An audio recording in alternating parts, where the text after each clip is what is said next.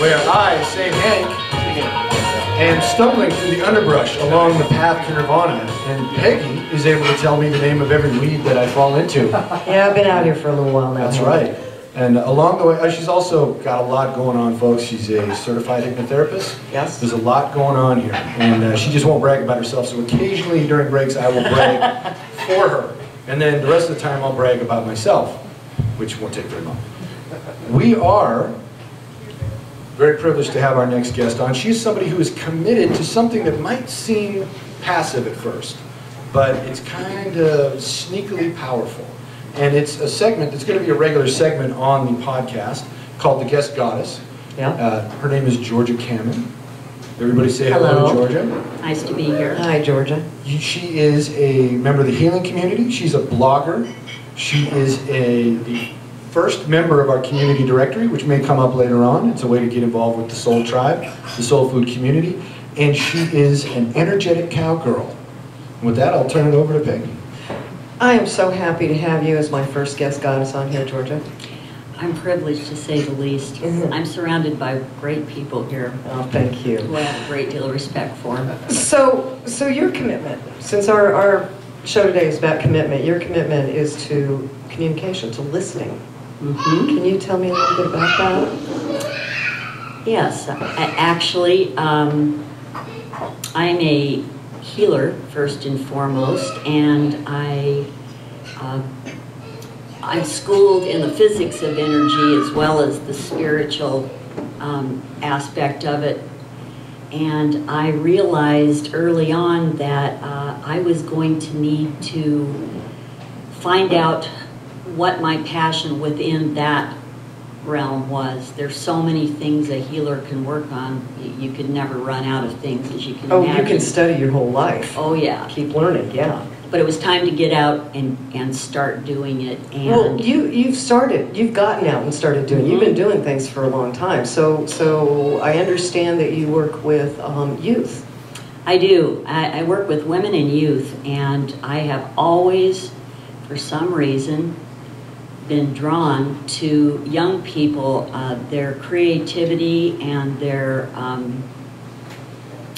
lack of that belief that they can't just go out and do something is what I love. Mm-hmm.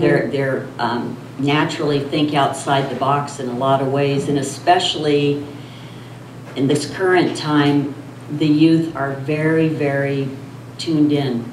A lot of them are coming, 30% of them I'd say that I run into are like that, very lit up, very artistic. So how do you help them? How do you help them to find their voices, to channel their energy and their creativity? I know you've got a couple of projects I'd like to hear about. Yeah, I'm on the board for a nonprofit over on Bainbridge Island here called the Teen Talking Circle Project. And that is a project that's been around for about 23 years. It's called A Safe Place to Tell the Truth.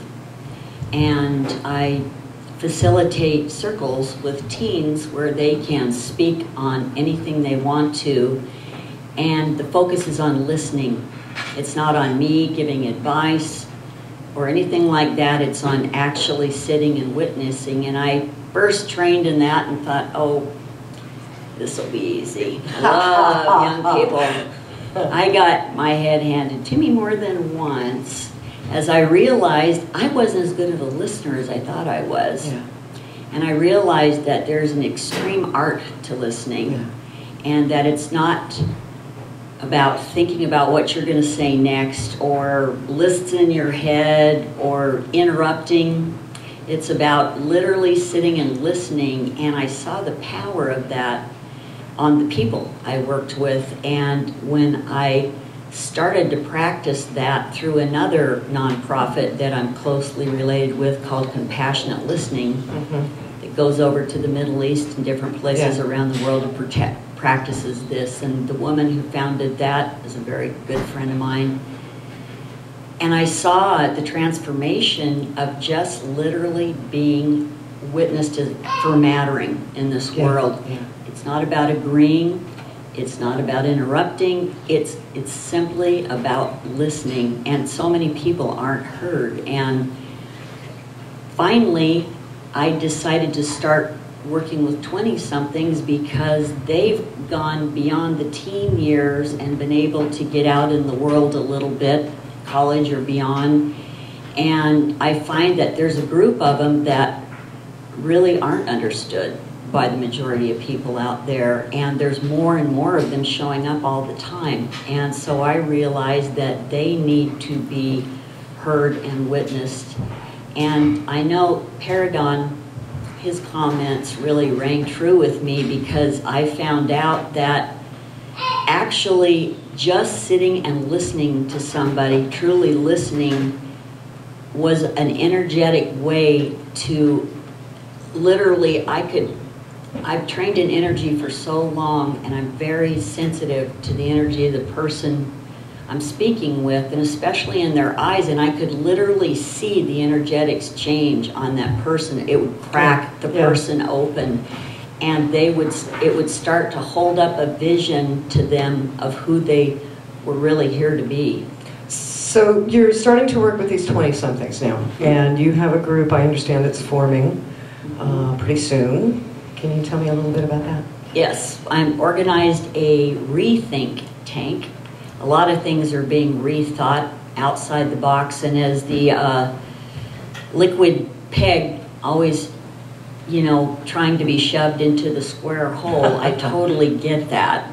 And they need, it's a rethink tank that I'm going to do here at the bookstore on December 4th from 2 to 4 for 20-somethings and people in their late teens. And it's a gathering to put out some ideas of what they can use for support from myself and the community.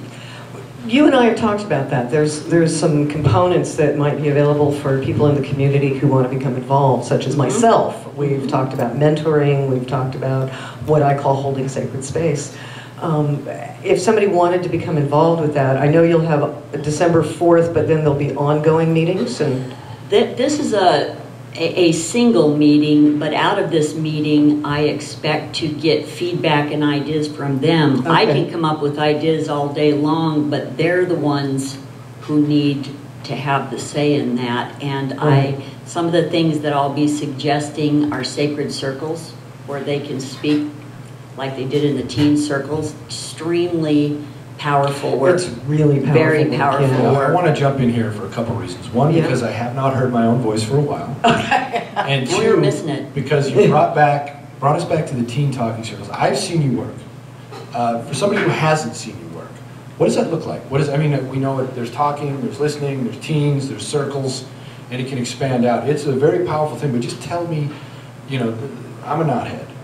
Tell me what it looks like. It's step by step. What is it? If I'm a teen, which I was twice, 3 times now. Some people just don't remember that. Yeah. It's funny. Go ahead. Some people never grow out of it. Yeah. I'm a teen and I come into this, I don't want to talk, I don't want to listen, but I'm signed up for this thing. What do I expect?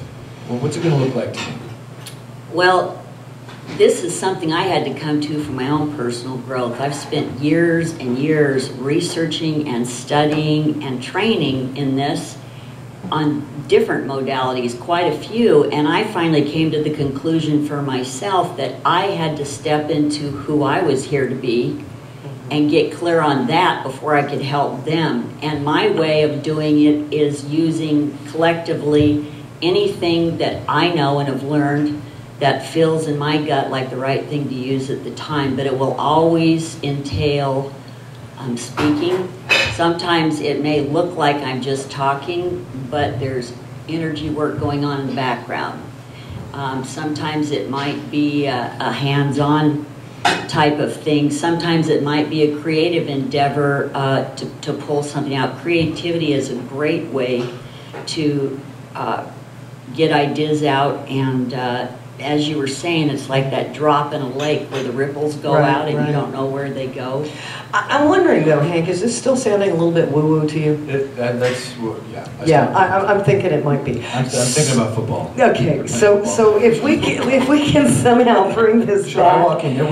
They circle in that. We have a talking circle called the huddle. Yeah, you do. Only the quarterback talks in the huddle. Oh, and okay. that's a great point because that's where I live a lot of the time, but I didn't always live there. It was like your stories about football. I came from the same place. It was just through learning that I learned more and more and more. And so it's good to remember that, you know, for the person who's not schooled in energy, which is a lot of people, for instance, a talking circle. Yeah. You would gather in a circle. Okay. I would spend some time trying to get myself in a good place to conduct the circle. And then I would have everybody come in, and we usually have a talking piece. It could be anything that you hold, just kind of a focal point when it's your turn, you're holding it. Kind of like a microphone. But yeah, it goes on a table, and whoever feels like talking next, you don't have to go around. If you don't want to talk, you don't have to talk. Right. It's not about rules. There are no rules. The only rules are that you cannot interrupt. You keep a confidence that's put into the circle, whatever somebody's talking about. And believe me, a lot of people start to feel safe to talk about. You can't imagine, especially with the teenagers, what they carry around on their shoulders. Is there an unlimited amount of time to talk? Is there a time? You know, it seems to work itself out, but it's average about 15 minutes per person. And they're just talking, each kid. They're talking, and sometimes there's lots of tears, and sometimes there's not, and sometimes they're happy and they're sharing something great, and sometimes it's something really heavy that they want to get off their chest and just be heard on, and they know that they can do it, and there's no judgment, and all they get is support. So it's a safe place. It is, and it also creates I call it a sacred space, because in the 23 years in teen talking circles, the founder, who's a good friend of mine, told me, and anybody who's spent much time around teenage girls knows how miraculous this is. There's only been 3 times that they've spoken outside the circle about something and broken a confidence. And then they're asked to come back in and face the other person and kind of talk it over.